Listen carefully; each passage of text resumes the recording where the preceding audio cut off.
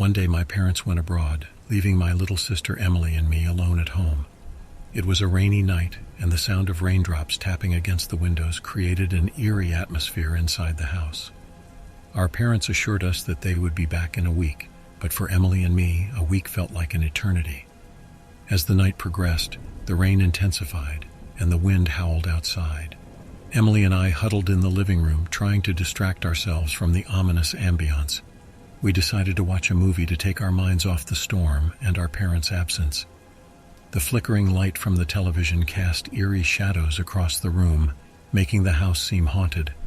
As we got engrossed in the movie, we heard a faint creaking sound coming from upstairs.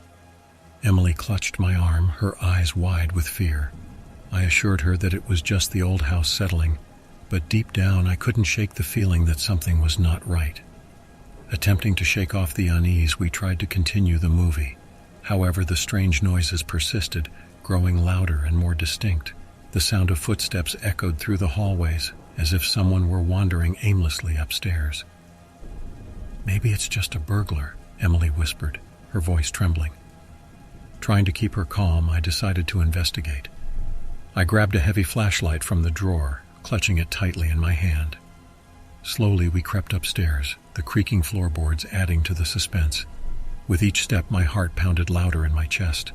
The corridor upstairs was dark, and the flickering light bulb did little to illuminate our way. Suddenly the light went out, plunging us into complete darkness. Panicking, I fumbled for my phone to use its flashlight.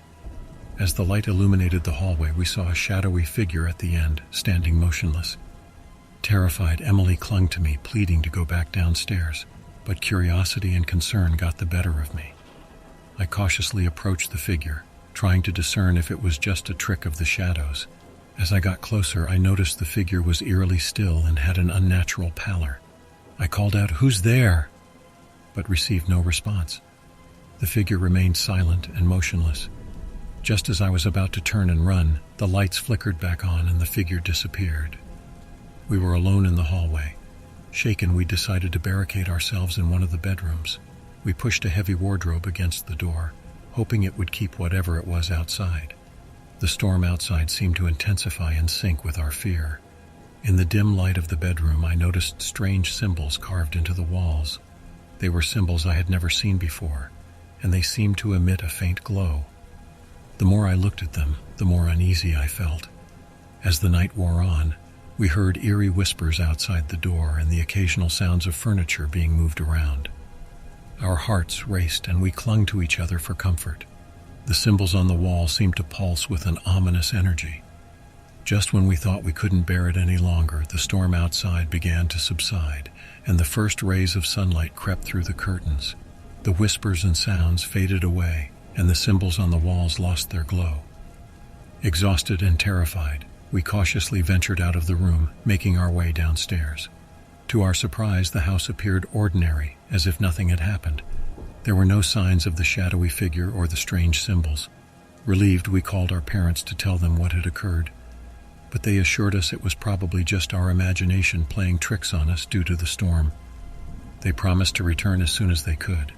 However, Emily and I knew what we had experienced was real. From that night on, strange occurrences became frequent in the house. Objects would move on their own, doors would slam shut, and chilling whispers would echo through the hallways. We never felt truly alone in that house again. It was as if something malevolent had been awakened by the storm and our parents' absence. No matter how hard we tried to ignore it, the horror within those walls refused to be forgotten.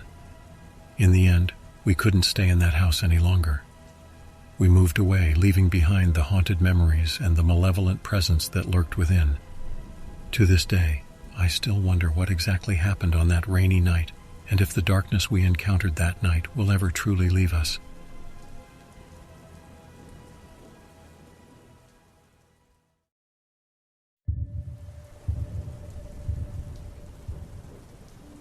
I am a weary traveler seeking shelter from the biting winds of the unforgiving night. The towering castle that looms before me seems to offer the solace I so desperately crave. A foreboding edifice cloaked in shadows and mystery, it beckons me closer, promising refuge from the unknown terrors lurking beyond its stone walls. As I approach, the castle seems to come alive, its dark windows watching my every move. The gargoyles perched atop the parapets appear to sneer at my intrusion. Despite the unsettling feeling in my gut, I press on, my heart pounding like a war drum in my chest. Ignoring my apprehension, I raise a hesitant hand to knock on the massive wooden doors. To my surprise, the doors creak open slowly, as if the castle itself has decided to welcome me. A draft of cold air rushes past, and the faint echo of haunting laughter sends shivers down my spine. Hesitant but undeterred, I step inside. The interior is grand yet decrepit, with cobwebs hanging from every corner and a musty smell that tells tales of age and neglect. The dim light from my lantern barely penetrates the darkness, casting eerie shadows on the ancient tapestries that adorn the walls. My footsteps echo through the empty halls, a ghostly symphony that only adds to the unease in my heart. As I wander deeper into the castle's depths, I can't shake the feeling of being watched. Every creak, every murmur of the wind seems to be a whisper carried by unseen lips. My grip tightens on the hilt of my sword, my knuckles turning white with anxiety. Despite the unsettling aura, a strange curiosity compels me to continue my exploration. I stumble upon a grand ballroom, its once magnificent chandeliers now mere skeletons hanging from the ceiling. In the center of the room, a lone decrepit piano stands, covered in dust and neglect. The moment my lantern's light flickers over it, the piano comes alive with a haunting melody, playing on its own as if guided by ghostly hands. I take a step back, my heart pounding wildly in my chest, as the music becomes more ominous, a chilling reminder of the castle's sinister secrets. Bolting from the ballroom, I find myself in a seemingly endless maze of corridors. Each turn leads to more darkness, and the air grows colder with every step. Shadows seem to dance on the walls, twisted forms that make my mind play tricks on me. I hear faint whispers that sound like my name being called from afar, but there is no one else in sight. Suddenly, I stumble upon a hidden chamber. The room is filled with arcane symbols etched into the floor, and an altar stands ominously at its center. The flickering candles cast a dim light on a strange book resting on the altar, its pages filled with forbidden knowledge and unspeakable horrors. Before I can comprehend what I have found, the candles flare to life, and the chamber is filled with a haunting chorus of disembodied voices. Overwhelmed with terror, I make a mad dash to escape the clutches of the castle. But the more I run, the more the walls seem to shift and rearrange themselves, trapping me within their labyrinthine embrace. My mind begins to fray, and I can no longer discern reality from illusion. Just when I feel my sanity slipping away, a spectral figure materializes before me. Its hollow eyes bore into my soul, and a bone-chilling voice echoes in my mind, revealing the dark past of the castle, a history soaked in blood, treachery, and malevolence. The entity reveals itself as the vengeful spirit of a long-dead nobleman, cursed to roam the castle for eternity, seeking retribution against those who dare to trespass on his domain. Realizing the truth, I muster the last fragments of my courage and confront the vengeful spirit. With each breath, I utter the words of a long-forgotten incantation, attempting to break the curse and free the tormented soul.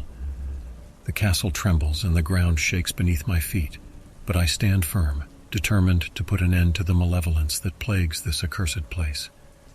In the end, I succeed in breaking the curse, and the spirit is finally laid to rest.